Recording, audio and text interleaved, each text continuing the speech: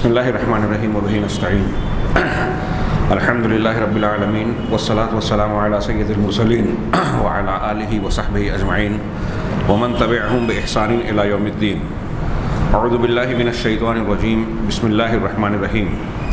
ونفخ فی الصور فإذا هم من الأجداث إلى ربهم ينسلون قالوا یا ویلنا من بعثنا من مرقدنا هذا ما وعد الرحمن وصدق المرسلون ان كانت الا صيحة واحدة فإذا هم جميع لدينا محضرون. حاضرین گرامی، ہم لوگ ارکان ایمان کی شرح پڑھتے ہوئے اس کے 5ویں رکن پر بحث کر رہے ہیں، اسے سیکھنے اور جاننے کی کوشش کر رہے ہیں، اور وہ ہے الایمان بالیوم الآخر، آخرت کے دن پر ایمان. اس ضمن میں کچھ فصلیں گزری جس میں ہم نے علامات قیامت، پھر اس کے بعد موت، اس کے ضمن میں روح اور نفس سے متعلق کچھ باتیں، اور پھر عذاب قبر اور نعمت قبر سے متعلق گفتگو پڑھی. اب صاحب کتاب نے تیسری فصل کے مبحث ثانی یعنی آخری بحث میں ایمان بالیوم الآخر میں عنوان قائم کیا ہے القیامت الکبریٰ، قیامت کبریٰ، بڑی قیامت. اس سے پہلے یہ بات گزر چکی کہ موت کو قیامت صغریٰ کہا گیا. من مات فقط قامت قیامتہ، جو مر گیا اس کی قیامت قائم ہو گئی. یہ پہلی اور چھوٹی قیامت تھی. اس کے بعد کا مرحلہ برزخی زندگی کا، دنیا کی اور آخرت کی زندگی کے بیچ کے درمیان اور آڑ کا معاملہ تھا، جس کو برزخ کا نام دیا گیا. ہم نے اس کے بارے میں کچھ تفصیلات جانی. اگلی بحث ہے قیامت کبریٰ، بڑی قیامت. تو صاحب کتاب نے کہا کہ اس میں ہم بعث و نشور سے متعلق بات کریں گے. اس کا معنی آگے بیان کر رہے ہیں. بعث اور نشور، مرنے کے بعد دوبارہ زندہ کیا جانا، اور موقف میں قیامت کے دن جو لوگوں کو میدان محشر میں اکٹھا کیا جائے گا تو اس کو موقف کہا جاتا ہے. جیسے محشر کہا جاتا ہے، وقف یقف ہو، عربی میں کھڑا ہونا، تو وہ موقف ہوگا جہاں سارے لوگ جمع ہوں گے. تو موقف میں جو معاملات پیش آنے والے ہیں، قرآن و حدیث نے جن کے بارے میں تفصیلات بیان کی ہے، ہم اسے جانیں گے. عنوان بتایا انہوں نے، یعنی حساب و کتاب اور نامہ اعمال کا دیا جانا، اعمال کا وزن کیا جانا، صراط یعنی پل صراط جس کو کہتے ہیں، اور اس پر گزرنا، حوض جس کو حوض کوثر کہتے ہیں، شفاعت کا بھی کچھ ذکر ہوگا انشاءاللہ. پھر اس کے بعد آخر میں جنت اور جہنم کا کچھ بیان. ان تمام چیزوں کو صاحب کتاب نے اجمالاً اختصار کے ساتھ ذکر کیا، جبکہ یہ چیزیں قرآن مجید میں بڑی تفصیل سے مذکور ہیں. خود انہوں نے اس کا تذکرہ کیا. سب سے پہلے البعث والنشور. بعث کا مطلب کیا ہوتا ہے؟ بے عین سے، ثمر کا سو جس کو ہم کہتے ہیں بعث. بعث یا بعثو عام طور سے ترجمہ کرتے ہیں بھیجنا، اٹھانا. اس کا اصطلاحی معنی ہوتا ہے المعاد الجسمانی والروحانی، جسمانی اور روحانی معاد، جسم اور روح کا اکٹھا لوٹانا. اور آگے مزید وضاحت کی وَإِحْيَاءُ الْعِبَادِ فِي يَوْمِ الْمَعَاد، اور بندوں کا یوم معاد لوٹنے کے دن میں دوبارہ زندہ کرنا. یہ بعث کا معنی ہے. یعنی ہم اس دنیا سے جو بھی مر گیا، مرنے کے بعد برزخی زندگی کے بعد دوبارہ قیامت کے دن اللہ تبارک و تعالیٰ مردوں کو جو پھر سے زندہ کرے گا اسے لفظ بعث سے تعبیر کرتے ہیں، پھر سے زندہ کرنا، اٹھانا.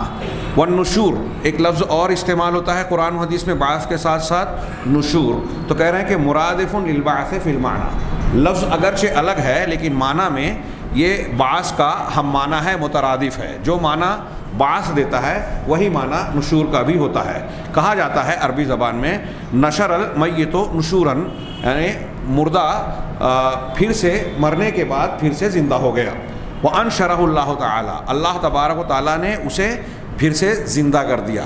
یہ عربی زبان کے استعمال کے مثال کے طور پر بیان کیا. چنانچہ آگے کہتے ہیں کہ جب حق تبارک و تعالیٰ بندوں کو دوبارہ لوٹانا اور پھر سے زندہ کرنا چاہے گا تو حضرت اسرافیل علیہ السلام ایک فرشتے ہیں. ایمان بالملائکہ میں ان کا تذکرہ گزر چکا کہ 4 عمرائے ملائکہ، فرشتوں میں جو 4 سردار ہیں ان میں سے ایک ہیں جبریل، میکائیل، اسرافیل، عزرائیل۔ تو اسرافیل علیہ الصلاۃ والسلام کو اللہ تبارک و تعالیٰ جب دوبارہ زندہ کرنا چاہے گا اس وقت حکم دے گا کہ وہ سور میں پھونک مارے، سور پھونکیں جو ان کے ہاتھوں میں ہے، اور وہ اللہ تبارک و تعالیٰ کے حکم کے منتظر سور لیے ہوئے کھڑے ہیں جیسا کہ احادیث میں ہے۔ چنانچہ جب وہ سور دوسری مرتبہ پھونکیں گے تو روحیں جسموں میں واپس لوٹ آئیں گی۔ انسان کا جسم جیسا کہ ہم پیچھے پڑھے ہیں وہ قبر میں دفن ہو اور پرندوں نے کھا لیا ہو، پانی میں ڈوب گیا ہو، چاہے جس شکل میں ہو، آگے آ رہا ہے کہ اللہ تبارک و تعالیٰ ریڑھ کی ہڈی کے سرے والے معمولی سے ٹکڑے سے پھر سے اسے زندہ کرے گا۔ جسم چاہے جس حالت میں ہو اسے حکم دے گا، اس کا مادہ اکٹھا ہوگا، اور اللہ تبارک و تعالیٰ کے یہاں علیین یا سجین میں جس حالت میں روحیں ہیں، شہداء کی روحیں جنت میں ہیں، انبیاء کی روحیں اللہ تعالیٰ کے قربت میں ہیں، ساری روحیں اپنے جسموں میں پھر سے لوٹ آئے گی۔ یہاں ایک فلاسفہ اور مناطقہ نے ایک بحث کی جس کا انہوں نے ذکر نہیں کیا لیکن لمبی چوڑی بحث کرتے ہیں، اس کا میں صرف اشارہ کر دوں۔ وہ کہتے ہیں کہ قیامت کے دن نیا جسم ہوگا۔ نیا جسم اس معنی میں ہو سکتا ہے کہ ہماری جو ساخت ہے، جو یہاں بناوٹ اور سائز ہے، حجم ہے، اس میں فرق ہوگا۔ جیسا کہ حدیث میں جنتی جنت پہ جائیں گے تو آدم علیہ الصلاۃ والسلام کے قد کے مطابق 30 گز کے ہوں گے۔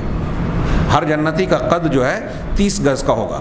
جہنمیوں کے متعلق جہاں آپ دیکھیں گے کہ قرآن کی آیت میں ہے کلما نضجت جلودہم بدلناہم جلودا غیرہا لیذوقوا العذاب، کہ جب بھی ان کی چمڑیاں، کھالیں جھلس جائیں گی ہم نئی کھالیں ان پر پہنا دیں گے، چمڑیاں پہنا دیں گے تاکہ وہ عذاب کا مزہ چکھیں۔ تو ان کی چمڑیاں کیسی ہوگی؟ دنیا کی جو چمڑی ہے ہماری یہ بڑی نازک اور بہت باریک ہے۔ دنیا کی جو آگ ہے، جو جہنم کی آگ سے بہت ہی ہلکی ہے۔ اللہ کے رسول نے کہا کہ 70 حصوں میں سے ایک حصہ، اور 69 گنا شدید آگ ہے جہنم کی، ڈامر سے زیادہ، تارکول سے زیادہ کالی۔ تو ہمارا یہ جسم تو اس کو ایک لمحہ بھی دور سے بھی جھیل نہیں پائے گا۔ اللہ تعالیٰ ہم کو محفوظ رکھے۔ تو جہنمیوں کی چمڑیاں اور کھالیں حدیثوں میں آتا ہے کہ ان کے گناہ کے مطابق اس کی موٹائی ہوگی، کسی کی 70 گز موٹی ہوگی چمڑی، کسی کی اس سے کم، کسی کی اس سے زیادہ، جیسا گناہ ہوگا اس اعتبار سے۔ تو جسامت بڑی ہوگی، لیکن اہل سنت والجماعت کا عقیدہ یہ ہے کہ جو جسم ہمارا بنیادی طور سے اس دنیا میں ہے وہی روح اور وہی جسم قیامت کے دن بھی ہوگی۔ ہاں جسامت میں کمی بیشی کا معاملہ الگ ہے۔ علامہ ابن تیمیہ رحمہ اللہ نے مجموع الفتاویٰ میں فلاسفہ مناطقہ کا اس پر بڑا شدید رد کیا ہے جو اس کا انکار کرتے ہیں، اور بڑی پیاری پیاری قرآن کی اور حدیث کی دلیلیں دی ہیں۔ ہم اس میں نہ جاتے ہوئے صرف حاصل کلام کا تذکرہ کر رہے ہیں کہ انسان کا دنیا میں جو جسم ہے اور جو روح ہے، روح تو موت کے بعد جب جسم سے الگ ہو گئی تو علیین سجین جس حالت میں اللہ تعالیٰ نے رکھا ہے وہ واپس اس جسم میں لوٹے گی، اور یہ جسم پھر سے نشو و نما پا جائے گا۔ ایک فرق یہ بھی ہے، اللہ تبارک و تعالیٰ نے اور اللہ کے نبی صلی اللہ علیہ وسلم نے قرآن و حدیث میں جو یہ بات بیان کی کہ انسان پھر سے ویسے ہی پیدا ہوگا جیسے پہلی مرتبہ پیدا ہوا، تو دونوں کے پیدائش میں یکسانیت ہوگی کئی اعتبار سے، لیکن تھوڑا سا فرق یہ ہوگا کہ جو دنیا میں پیدا ہونے کا انسان کا طریقہ ہے مرحلہ وار، قیامت کے دن مرحلہ وار اس طرح کی پیدائش نہیں ہوگی۔ جیسے نطفے کا استقرار مادر رحم میں ہوتا ہے، پھر اس کے بعد جو ہے رحم مادر میں ہوتا ہے، اور پھر اس کے بعد جو ہے وہ بچہ بتدریج جو ہے بڑھتے بڑھتے جسم جان بنتا ہے، جان ڈالی جاتی ہے، جسم اختیار کرتا ہے، اس کے بعد تولد ہوتا ہے، ولادت ہوتی ہے، اور بتدریج بڑا ہوتا ہے، بچپن سے نوجوانی، جوانی، پھر بڑھاپا۔ قیامت کے دن براہ راست جوان بنا کر پیدا کیا جائے گا۔ یہ مراحل نہیں ہوں گے کہ پہلے نطفہ، پھر بچہ، پھر یہ براہ راست پورے جسم کے ساتھ ہوش و حواس والا انسان بن کر میدان محشر میں پیدا کیا جائے گا۔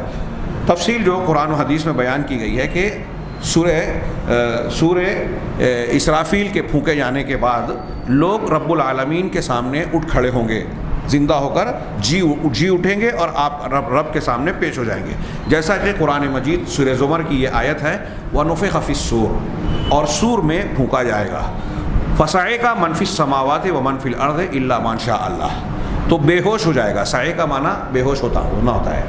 پہلا نفخے کا یہ تذکرہ ہے، پہلی مرتبہ جب حضرت اسرافیل علیہ السلام پھونک ماریں گے تو لوگ بے ہوش ہو جائیں گے اور اسی بے ہوشی میں مر جائیں گے جو زندہ ہیں۔ بعض علماء کا یہ کہنا ہے کہ سور کا پھونکنا جیسے کہ عام مشہور بات یہ ہے اور وہی راجے بھی ہے دلائل کے اعتبار سے کہ 2 مرتبہ سور پھونکا جائے گا۔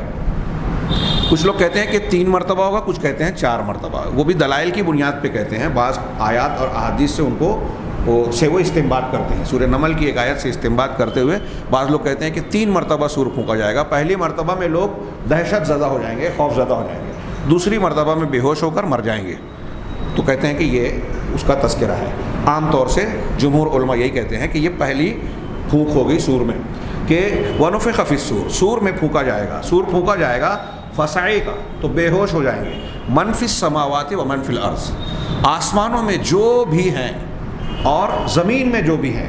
گویا اس سے معلوم ہوا کہ جتنے زندہ وجود ہیں کائنات کے اندر سب سور پھونکے جانے کے بعد مر جائیں گے، لیکن اللہ نے استثناء کیا إِلَّا مَن شَاءَ اللَّهُ، سوائے اس کے جس کو اللہ چاہے۔ اللہ کی ذات تو پہلے ہی سے مستثنیٰ ہے، وہ مخلوق نہیں، خالق ہے، اسے موت نیند اونگ آ ہی نہیں سکتی، اس کا سوال ہی پیدا نہیں ہوتا۔ تو کون لوگ ہیں جو بے ہوش نہیں ہوں گے؟ اس سلسلے میں علماء نے مختلف دلائل کی روشنی میں استدلال اور استنباط کیا ہے، اشاروں سے، قرائن سے۔ تو کچھ لوگ کہتے ہیں کہ جو رؤساء ملائکہ ہیں، فرشتوں کے سردار جن کا میں نے ابھی تذکرہ کیا ہے، جبرائیل، اسرافیل، میکائیل، ان لوگوں کو موت نہیں آئے گی یا بے ہوشی ان پر طاری نہیں ہوگی۔ کچھ لوگ بعض انبیاء کو بھی کہتے ہیں کہ ان پر بے ہوشی طاری نہیں ہوگی، ان کو مستثنیٰ کرتے ہیں۔ تو بہرحال جہاں تک انبیاء کی بات ہے، دلائل کی روشنی میں یہ سمجھ میں آتا ہے کہ یہ درست نہیں ہے۔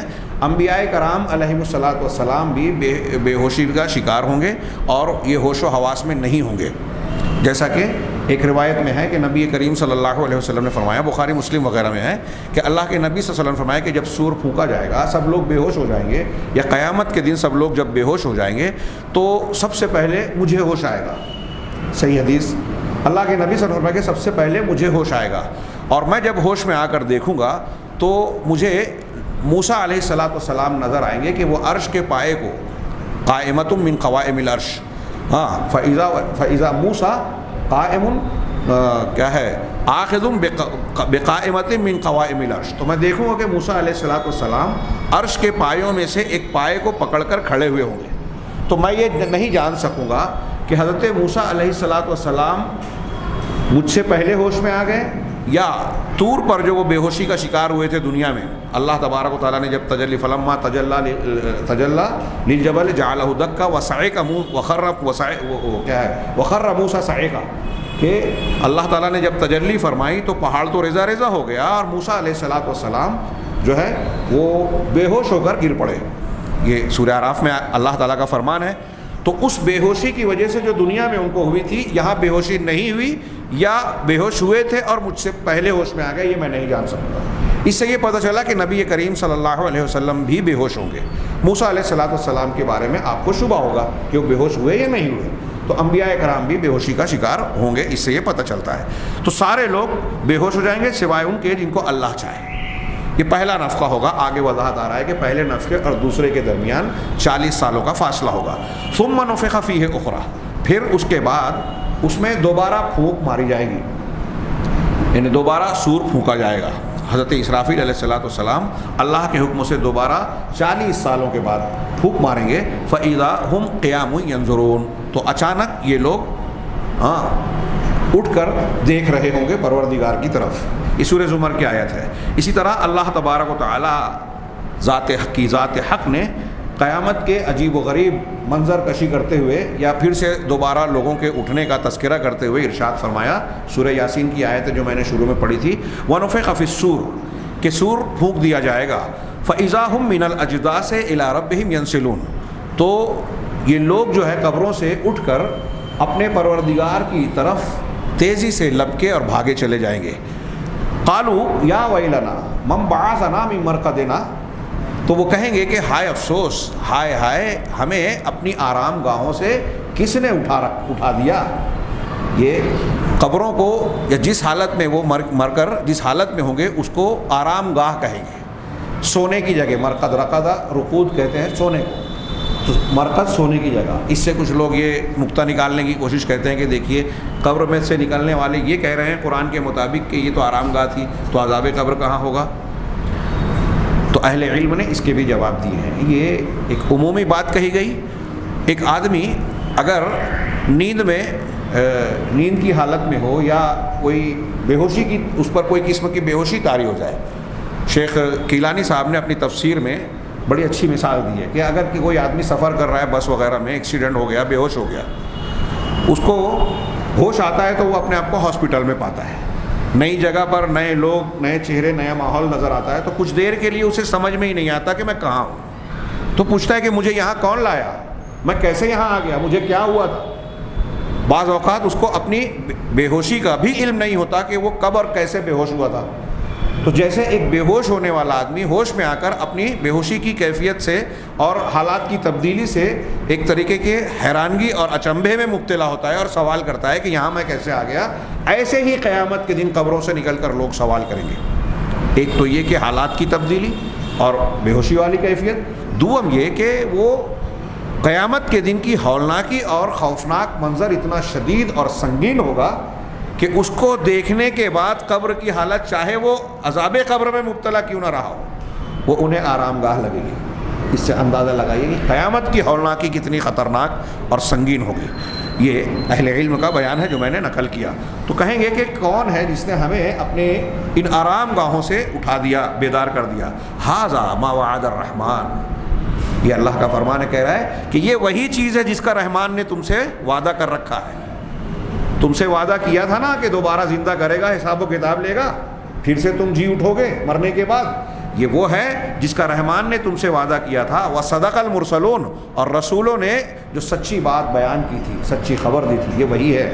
ان کانت الا صیحۃ واحدہ، یہ بس ایک گرجدار آواز ہوگی، تیز آواز. صیحہ کہتے ہیں چیخ کو، بہت تیز چیخ. قوم شعیب اور قوم صالح کے بارے میں حدیثوں میں، قرآن کی آیتوں میں ہے کہ اللہ تعالیٰ نے ان پر جب عذاب بھیجا تو حضرت جبرائیل علیہ السلام نے ایک بہت زوردار چیخ ماری. ایسی چیخ ماری کہ جس سے ان کے جسم کے اندر کے دل وغیرہ جو بھی ہیں وہ پھٹ گئے اور وہ اوندھے منہ زمین میں گر کے مر گئے، پڑے رہ گئے گھٹنوں کے بل اور اوندھے منہ گر کے.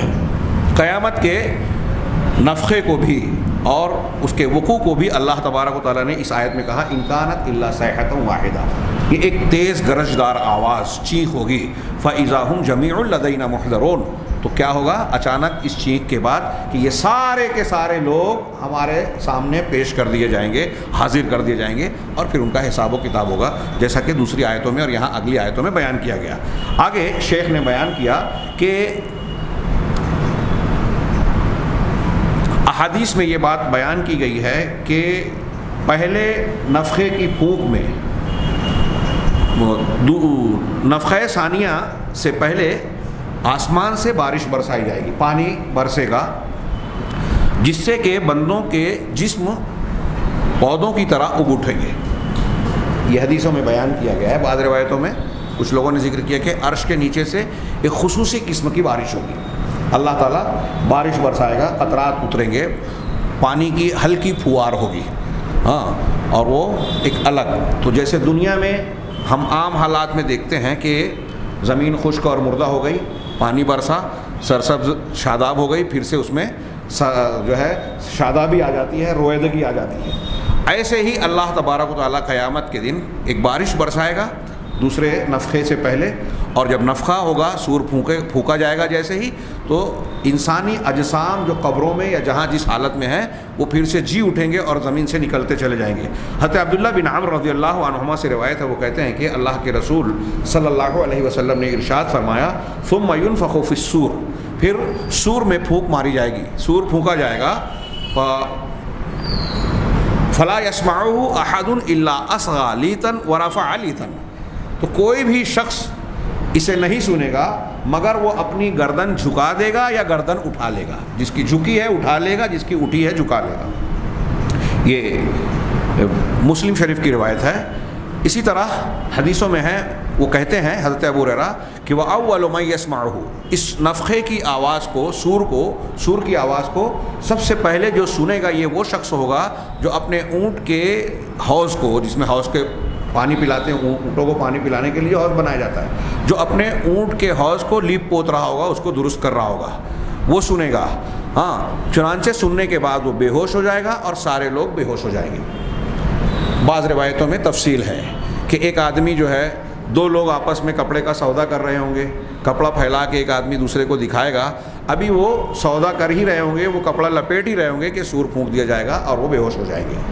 ہاں، ایک آدمی جو ہے وہ دودھ دو رہا ہوگا، ابھی وہ دودھ دو کر اپنے گھر نہیں لے گیا کہ سور کی آواز آئے گی اور وہ بے ہوش ہو جائے گا۔ ایسے کئی مناظر پیش کیے گئے، یہاں ذکر کیا گیا کہ سب سے پہلا آدمی جو سور کی آواز سنے گا وہ شخص ہوگا جو اونٹ کے حوض کو لیپ پوت رہا ہوگا اور وہ بے ہوش ہو جائے گا، پھر لوگ بھی بے ہوش ہو جائیں گے، پھر اللہ تبارک و تعالیٰ آسمان سے بارش برسائے گا، بارش بھیجے گا، نازل فرمائے گا، کأنہ الطل او الظل، گویا کہ وہ پھوار ہوگی۔ تل شبنم کے قطرات کو کہتے ہیں، نمی کو، تو یا تو وہ پھوہار کی شکل میں، قطرات کی شکل میں، یا پھر وہ ایک اس طرح کے بدلی چھا جائے گی کہ سایہ معلوم ہوگا اور ہلکی ہلکی پھوہار گرے گی۔ فتنبت منہ اجساد الناس، جس سے اس پانی سے لوگوں کے جسم اگ اٹھیں گے، پھر سے جی اٹھیں گے، پھر اللہ تبارک پھر دوبارہ سور پھونکا جائے گا تو سب کے سب کھڑے ہو کر اللہ کی طرف دیکھ رہے ہوں گے۔ یہ مسلم شریف کی حدیث کے الفاظ ہیں، اسے نقل کیا۔ اسی طرح جسموں کا مٹی سے اگنا، اللہ تبارک و تعالیٰ کے آسمان سے پانی برسانے کے بعد جسے اللہ تبارک و تعالیٰ اگائے گا، کہہ رہے ہیں کہ یہ زمین سے نباتات کے جو پیڑ پودے ہیں ان کے اگنے کی طرح ہوگا۔ جیسے دنیا کے اندر بارش ہوتی ہے، نباتات پھلتے پھولتے ہیں اور لہلہانے لگتے ہیں، ٹھیک اسی طریقے سے قیامت کے دن لوگوں کے اجسام نشو نما پائیں گے۔ اسی لیے اللہ تبارک و تعالیٰ نے اپنی کتاب مجید میں، قرآن حکیم میں اس کو بار بار مثال کے طور پر بیان کیا ہے کہ قیامت کے دن انسانوں کے اجسام پھر سے ویسے ہی جی اٹھیں گے جیسے اللہ تبارک و تعالیٰ کے بارش برسانے کے بعد دنیا میں مردہ زمین اور خشک زمین دوبارہ زندہ ہو جاتی ہے اور سرسبزی کا ایک سما پیش کرتی ہے۔ اللہ تبارک و تعالیٰ نے مثال کے طور پر قرآن میں یہ بات کئی مقامات پر کثرت سے موجود ہے، ایک دو مقامات کا انہوں نے بطور مثال تذکرہ کیا۔ وَهُوَ الَّذِي، اللہ تعالیٰ کا ارشاد ہے، سورہ اعراف کی آیت ہے یہ، وَهُوَ الَّذِي يُرْسِلُ الرِّيَاحَ بُشْرًا بَيْنَ يَدَيْ رَحْمَتِهِ، وہی اللہ کی ذات ہے جو اپنی رحمت سے مراد یہاں بارش ہے، اپنی رحمت سے پہلے ہواؤں کو بھیجتا ہے جس میں خوشخبری ہوتی ہے۔ بارش ہونے سے پہلے ہوائیں چلتی ہے۔ غالب نے جس کو غالباً کہا کہ اڑتی سی ایک خبر ہے زبانی طیور کی، پرندوں کی زبان سے ہمیں خبر مل رہی ہے کہ آمد بہار کی ہے، بلبل ہے نغمہ سنج، پہلا مصرع یہ ہے کہ بہار آنے والی ہے، اور بلبل چہچہا رہی ہے، نغمہ گا رہی ہے کہ اڑتی سی ایک خبر ہے زبانی طیور کی۔ یہ پرندوں کی زبان سے ہمیں یہ گویا اطلاع مل رہی ہے، خوشگوار موسم جب ہونا شروع ہوتا ہے کہ بارش ہونے والی ہے۔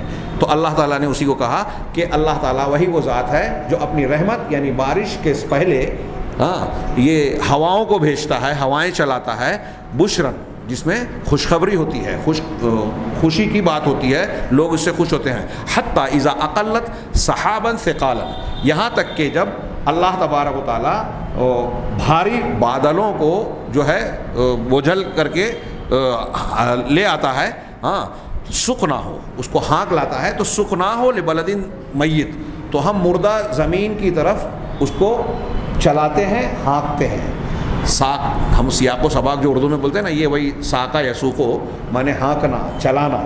تو ہم اس ہوا کو جو پانی سے بوجھل ہوتی ہے، بوجھل کر دیا جاتا ہے، اس کو بارش والے پانی کے ساتھ میں جو بادل ہوتا ہے اس کو ہم چلاتے ہیں اور مردہ زمین پر اس کو لے جاتے ہیں۔ فَأَنزَلْنَا بِهِ الْمَاءَ، اور اس سے پانی کو اتارتے ہیں یعنی بارش کو برساتے ہیں۔ فَأَخْرَجْنَا بِهِ مِنْ كُلِّ الثَّمَرَاتِ، اور اس پانی سے ہر قسم کے پھلوں کو پیدا کرتے ہیں۔ كَذَلِكَ نُخْرِجُ الْمَوْتَى، ایسے ہی ہم مردوں کو بھی پیدا کریں گے، نکالیں گے، لَعَلَّكُمْ تَذَكَّرُونَ، تاکہ تم سمجھ سکو۔ یہ جو اللہ تبارک و تعالیٰ نے بارش کے پانی گرنے اور پھر مردہ زمین کے جی اٹھنے کا تذکرہ کیا ہے، اس پر تھوڑا سا غور کرو۔ اہل علم نے بیان کیا کہ انسانوں کی عجیب و غریب بات یہی ہے کہ ہم روزمرہ اللہ تبارک و تعالیٰ کے عجائب خلقت کو، اس کی عجیب عجیب چیزوں کو دیکھتے ہیں، جن چیزوں کو دیکھنے برتنے کے ہم عادی ہو جاتے ہیں تو وہاں ہماری حیرت ختم ہو جاتی ہے. ہم وہاں تعجب نہیں کرتے, اس کو آسانی سے قبول کرتے ہیں کیونکہ دیکھ رہے ہیں, برت رہے ہیں. لیکن ویسی ہی کوئی چیز اللہ تبارک و تعالیٰ کی قدرت کی جب بتائی جاتی ہے کہ مستقبل میں ایسا ہونے والا ہے, تو ہمارا دماغ قبول نہیں کرتا, کہ نہیں, سمجھ میں نہیں آتا کہ قبر میں عذاب کیسے ہوگا, مرنے کے بعد دوبارہ زندہ آدمی کیسے ہو جائے گا, یہی جسم پھر سے کیسے جی اٹھے گا. اس قسم کے احتمالات اور سوالات انسان کے ذہن میں اٹھاتا ہے. حالانکہ اللہ تعالیٰ یہی کہہ رہا ہے کہ تم اس پر غور کرو, زمین مرنے کے بعد زندہ ہو رہی ہے, تم خود اپنے وجود پر غور کرو. ہم روز کھانا کھاتے ہیں, ہاں, ہم چاول, گیہوں, مختلف شکلوں میں, روٹی کی شکل میں مختلف اغذیہ جو ہے استعمال کرتے ہیں. وہ کہاں جاتی ہے؟ تھوڑی دیر کے لیے غور کیجئے, کہاں جاتی ہے؟ کیا نظام ہے ہمارے جسم کے اندر؟ ایک آٹومیٹک سسٹم, مشین کا کہیے, قدرتی اللہ تبارک و تعالیٰ نے ایسا دے دیا کہ جسم کی جو ضرورت ہے غذائیت کی, پروٹین, وٹامنس اور جو بھی اجزاء ہیں غذا کے, وہ ساری چیزیں جسم اپنے اندر جذب کر لیتا ہے. ہاں, ہماری ضرورت کی, اور جو فضلے کی شکل کی چیزیں ہوتی ہیں اس غذا سے, جو ہمارے استعمال کی نہیں ہوتی ہے, ضرورت سے زائد ہوتی ہیں, اسے فضلے کی شکل میں خارج کرتا ہے ہمارا جسم. یہ پروسیجر جسم کے اندر جو ہے نظام, اگر آپ سائنس والوں سے, میڈیکل والوں سے اس کی باریکیاں جاننے کی کوشش کریں تو حیرت زدہ ہو جائیں گے, بغیر ان کے بھی غور کریں تو حیرت زدہ ہو جائیں گے. ہم پیدا کیسے ہوئے, ہمیں نیند کیسے آتی ہے, بھوک کیسے لگتی ہے, ہمارے جسم کا نظام کیسا ہے, آنکھیں دیکھتی کیسے ہیں, کان سنتا کیسے ہے, دل دھڑکتا کیسے ہے. دل کے اندر, ابھی میڈیکل والے کہتے ہیں کہ, سائنس والے کہتے ہیں کہ دل کے اندر جب تک انسان کے جسم میں جس دن سے روح ڈالی جاتی ہے اس دن سے لے کر مرنے تک دل مسلسل پمپنگ کرتا ہے, اور اس پمپنگ کی وجہ سے اس کے جسم میں خون سپلائی ہوتا ہے. ہاں, شریانوں اور ورید میں جو خون کے آمد و رفت کا سلسلہ ہے وہ ایک سسٹم کے تحت چل رہا ہے. کس نے بنایا, کیسے بنایا, غور کا کیا کبھی ہم نے؟ کتنی عجیب و غریب چیز ہے. کوئی انسان ایسا نظام بنا سکتا ہے, کوئی مخلوق بنا سکتا ہے. تو میڈیکل والے کہتے ہیں کہ یہ پمپنگ کرنے کے لیے جو اس کو انرجی یا قوت کی, توانائی کی ضرورت ہے, وہ خود بخود انسان کے دل میں بجلی کی شکل میں پیدا ہوتا ہے. اور کبھی کبھی وہی بجلی ضرورت سے کچھ کم ہو جاتی ہے تو دل میں رکاوٹ پیدا ہوتی ہے, یا نبض کے اندر جو ہے وہ اس کا جو اعتدال ہے وہ متاثر ہو جاتا ہے, تو انسان کو اٹیک بھی آ جاتا ہے, یا اس کو دل کی بیماری ہوتی ہے. تو آج کل ایک شکل اس کی ہے پیس میکر. ہمارے ریفریجریٹر, فریج اور وغیرہ کو کرنے کے لیے, اس کا وولٹیج ٹھیک کرنے کے لیے جو لگایا جاتا ہے, کیا کہتے ہیں اس کو, اسٹیبلائزر. تو سمجھ لیجئے کہ وہ ہمارے دل کا اسٹیبلائزر ہوتا ہے, پیس میکر. ہاں, اب یہ پیس میکر سے اس کو کنٹرول کیا جا رہا ہے, لیکن اس کے بغیر جو ہمارا دل چل رہا ہے, یہ انرجی کیسے, بجلی کیسے پیدا ہو رہی ہے؟ ہم کو کبھی کرنٹ لگتا ہے, لیکن وہ ایک قسم کی بجلی ہے. اور اللہ نے دکھایا کہ ایک مچھلی کے اندر بھی اس طرح کا کرنٹ پایا جاتا ہے. کہاں سے پیدا ہوا؟ ایسی مخلوقات, اور ہمارے اندر باہر ایسی بہت ساری چیزیں ہیں جس پر ہمیں حیرت کرنا چاہیے. اگر یہ چیزیں ہمارے ساتھ نہیں ہو رہی ہوں اور کوئی ہم کو بیان کرے کہ ایسا ایسا ہو سکتا ہے, تو انسان رد کر دے گا. میں نے جیسا کہ عذاب قبر کے سلسلے میں بعض مثالیں دیتے ہوئے بیان کی کہ آج ایسی بہت ساری چیزیں ہمارے لیے روزمرہ کے استعمال کی ہو گئی ہے. یہی موبائل, ہاں, اگر اللہ کے نبی صلی اللہ علیہ وسلم, صحابہ کرام کے زمانے میں, صحابہ کے بعد میں اگر کوئی یہ کہتا کہ دنیا کے ایک حصے میں آدمی صرف چند نمبر کو جو ہے وہ پریس کرے گا, ہاں, اور وہ ایک حصے سے دوسرے حصے میں دنیا میں رابطہ قائم کر کے بات چیت کر سکے گا, ایسے جیسے روبرو بیٹھے ہوئے ہیں. ہاں, کبھی کبھی اگر وہ اس میں تو صرف آواز ہی کی نہیں, ویڈیو ریکارڈنگ, ویڈیو کے ذریعے سے بھی کالنگ ہوتی ہے, ویڈیو کالنگ, کہ آپ تصویر اور آدمی کو بھی سامنے دیکھ سکتے ہیں تصویر کے ساتھ میں.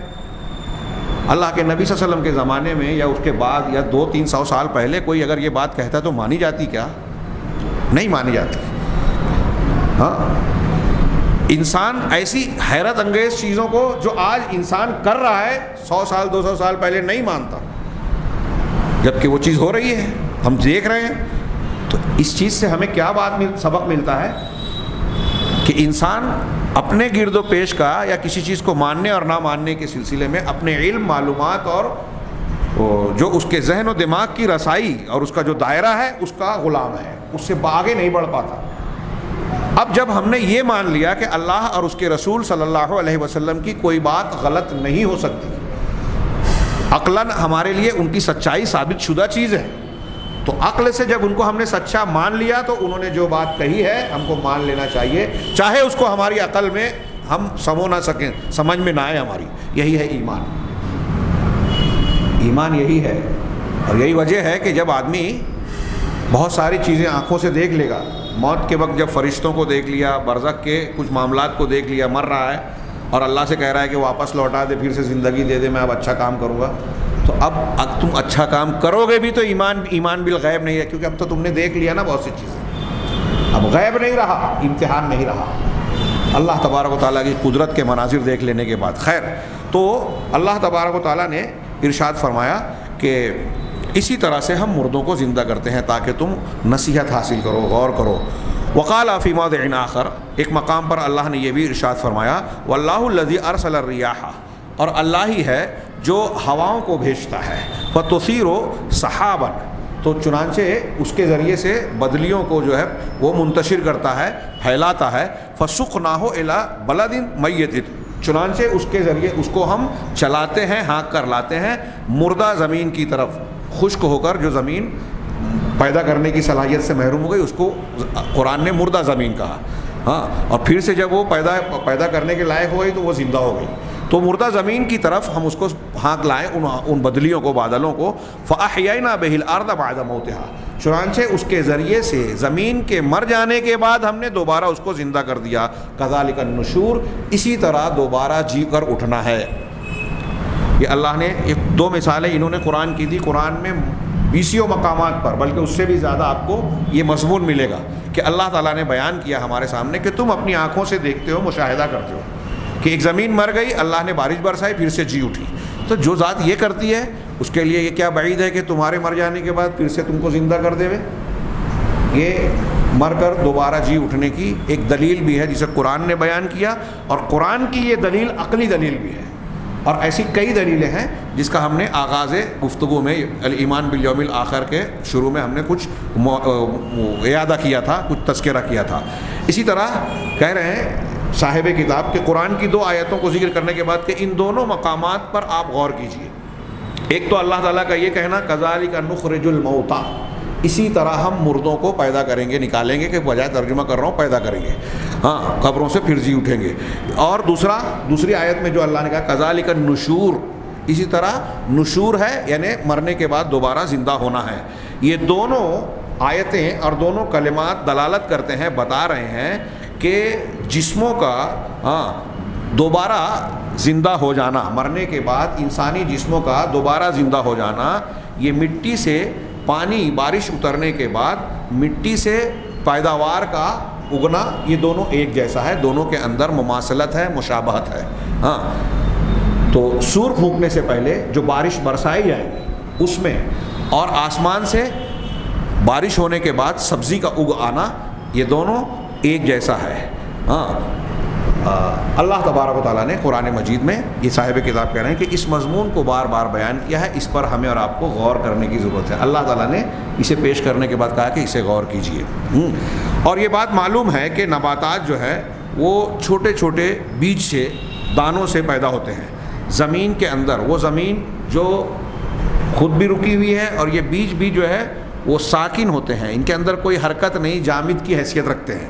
بس جب ان پر پانی گرتا ہے، ہاں، تو زندگی اس میں جی اٹھتی ہے، زندگی پیدا ہو جاتی ہے، اور ان بیجوں میں جو بے حس و حرکت پڑے ہوئے ہیں، آپ نے مٹی میں ایک بیج ڈالا، وہ ہل نہیں سکتے، بارش برسی، اب وہ کیسے ہل رہے ہیں، ان کے اندر کیسی حرکت پیدا ہو رہی ہے، ان کے اندر حرکت آ جاتی ہے، زندگی کی حرکت آ جاتی ہے۔ ہاں، اور یہ بیج جو ہے زمین کے اندر اپنی جڑیں بناتے ہیں، زمین کے اندر اپنی پھٹ کر جڑیں بناتے ہیں۔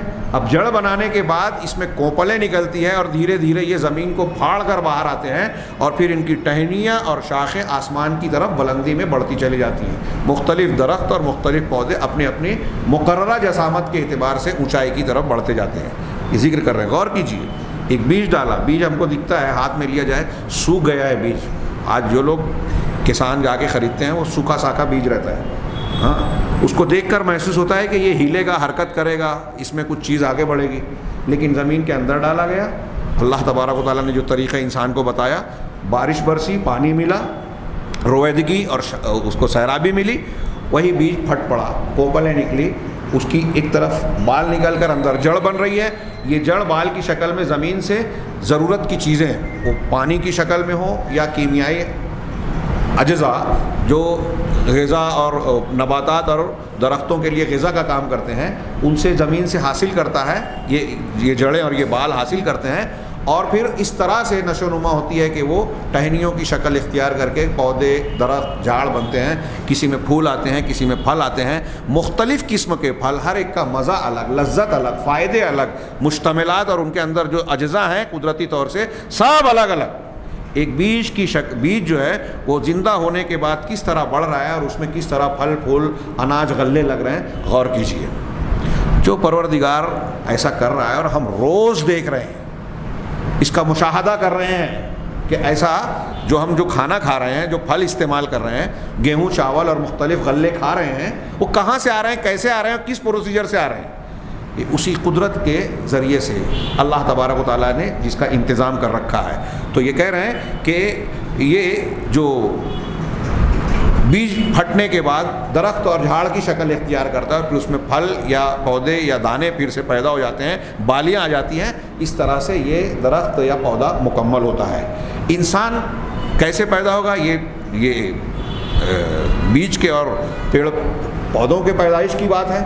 انسانوں کی پیدائش یا پھر سے کیسے اگیں گے، اس کا تذکرہ حدیث کے حوالے سے انہوں نے یہ کیا کہ انسان قیامت کے دن جو ہے وہ ایک چھوٹی سی ہڈی کے ذریعے سے پھر سے وجود پائے گا، ایک چھوٹی سی ہڈی، اور وہ ہڈی ہے جس کو حدیث میں عجب الذنب کہا گیا۔ عجب الذنب، جس کا کچھ لوگ ترجمہ کرتے ہیں کہ دم کی ہڈی، اور کچھ لوگ کہتے ہیں کہ ریڑھ کی ہڈی کے سرا۔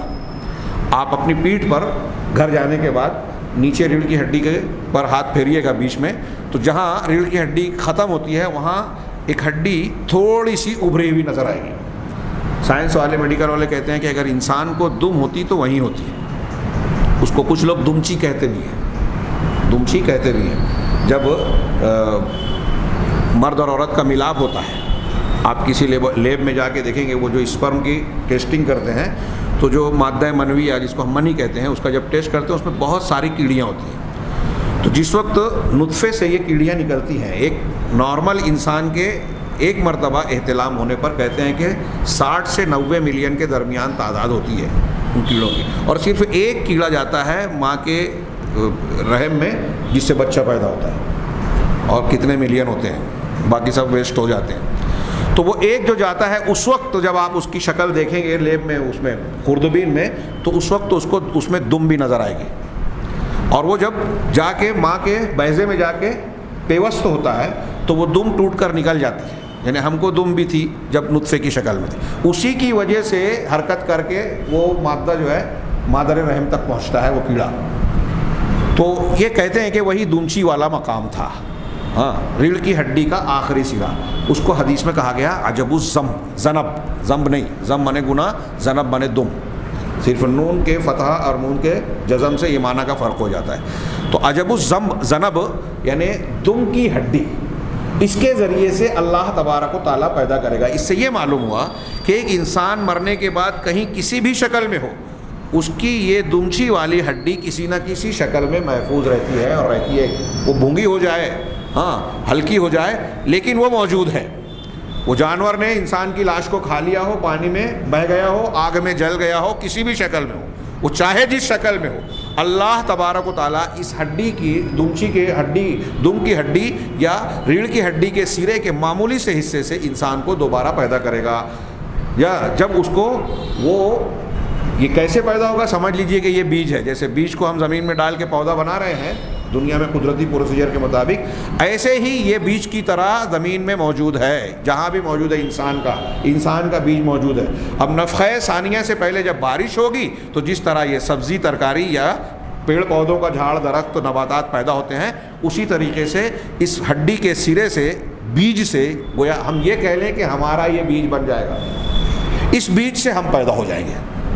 آسان لفظوں میں حضرت ابو ہریرہ کی روایت پیش کر کے بات کو ختم کریں کہ حضرت ابو ہریرہ رضی اللہ تعالیٰ عنہ فرماتے ہیں کہ رسول اللہ صلی اللہ علیہ وسلم کا ارشاد ہے، ما بین النفختین 40، کہ دونوں نفخے کے بیچ کا جو فاصلہ ہوگا، دو نفخہ یعنی پھونک، پہلی پھونک اور دوسری پھونک کے درمیان کا جو فاصلہ ہے، گیپ ہے، وہ 40 ہوگا۔ یہاں جو روایت ہم پڑھ رہے ہیں اس میں انہوں نے بیچ کا حصہ چھوڑ دیا۔ اس روایت میں ہے کہ حضرت ابو ہریرہ سے ان کے شاگردوں نے سوال کیا کہ 40 دن ہوگا؟ کہا میں نہیں کہہ سکتا، میں نہیں جانتا۔ تو پھر کسی نے کہا کہ 40 سال ہوگا؟ کہا میں نہیں جانتا۔ کہا 40 ماہ ہوگا، مہینے ہوں گے؟ کہا یہ بھی نہیں معلوم۔ تو گویا حضرت ابو ہریرہ رضی اللہ تعالیٰ نے جتنا سنا، جتنا جانا، اتنا ہی بیان کیا ہے، غیب کی باتوں میں اپنی طرف سے نہیں کہتے تھے۔ لیکن دوسری حدیثوں میں یہ ذکر ہے کہ وہ 40 سال کی مدت ہوگی۔ اب یہ الگ بات ہے یہ بحث کہ وہ سال کتنے بڑے ہوں گے۔ تو 40 سالوں کا تذکرہ دوسری حدیثوں میں ہے، یہاں صرف 40 کا ذکر ہے کہ دونوں پھونک کے درمیان 40 ہوں گے۔ ثم ينزل اللہ من السماء ماء، پھر اللہ تبارک و تعالیٰ آسمان سے پانی اتارے گا، بارش برسائے گا۔ فَيَنْبُتُونَ كَمَا يَنْبُتُ الْبَقَلُ، چنانچہ وہ اس طرح سے جی اٹھیں گے یا اگیں گے جیسے کہ یہ سبزی، ترکاری، بقل کہتے ہیں سبزی کو، جیسے کہ یہ سبزی اگتی ہے۔ لَيْسَ مِنَ الْإِنسَانِ شَيْءٌ إِلَّا يَبْلَى، اللہ کے رسول صلی اللہ علیہ وسلم کی روایت ہے، یہ آپ کا فرمان ہے کہ انسان کی کوئی بھی چیز نہیں ہے مگر وہ بوسیدہ ہو جائے گی۔ انبیاء کرام علیہم الصلاۃ والسلام کے جسموں کے تعلق سے حدیث صاف صاف موجود ہے کہ انما حرم اللہ تعالیٰ نے مٹی پر انبیاء کے جسموں کا کھانا حرام کر دیا ہے، یعنی قبر میں دفن ہونے کے بعد زمین کی مٹی انبیاء کرام علیہم الصلاۃ والسلام کے جسم کو نہیں کھا سکتی۔ باقی عمومی طور پہ اللہ کے رسول صلی اللہ علیہ وسلم نے فرمایا کہ انسان کی ہر چیز جو ہے وہ بوسیدہ ہو جائے گی، الا عظما واحدا، سوائے ایک ہڈی کے، وہ عجب الذنب، اور وہ یہی ریڑھ کی ہڈی کے کنارے والی، سرے والی ہڈی ہے، جس کو شیخ صلاح وغیرہ ترجمہ کرتے ہیں کہ دم کی ہڈی۔ ومنہ یرکب الخلق یوم القیامہ، اللہ کے نبی صلی اللہ علیہ وسلم نے آخری جملہ اس حدیث کا فرمایا کہ اسی ہڈی کے ذریعے سے قیامت کے دن انسان ترکیب پا کر پیدا کر کیا جائے گا، اللہ تعالیٰ پھر سے انسان کو ترکیب دے گا۔ میں چاہتا تھا کہ اگلا 1.5-2 صفحہ جو ہے وہ بعث و نشور کی دلیلوں پر مشتمل ہے، یعنی اللہ تبارک و تعالیٰ دوبارہ زندہ کرے گا اور انسان کو دوبارہ پھر سے قبروں سے اٹھائے گا، اس کی کچھ دلیلوں کا تذکرہ انہوں نے کیا ہے 1.5-2 صفحے میں۔ میں چاہتا تھا کہ آج بیان ہو جائے، لیکن گھڑی دیکھ کر مجھے مناسب محسوس ہوتا ہے کہ اس بحث کو انشاءاللہ اگلے درس کے لیے اٹھا رکھیں، اور اس سے جوڑ کر پھر آئندہ درس میں حساب و کتاب کا بھی کچھ نہ کچھ تذکرہ آئے گا۔ اللہ تبارک و تعالیٰ سے دعا ہے کہ وہ ہمیں ایمانیات کے اور عقیدے کی باتوں کو صحیح طریقے سے سمجھنے، اختیار کرنے اور اسی کے مطابق زندگی گزارنے کی توفیق عطا فرمائے، اور اس کی برکت سے جیسا کہ قرآن و حدیث کا وعدہ ہے دنیا اور آخرت میں کامیابیوں سے نوازے۔ وآخر دعوانا ان الحمد للہ رب العالمین۔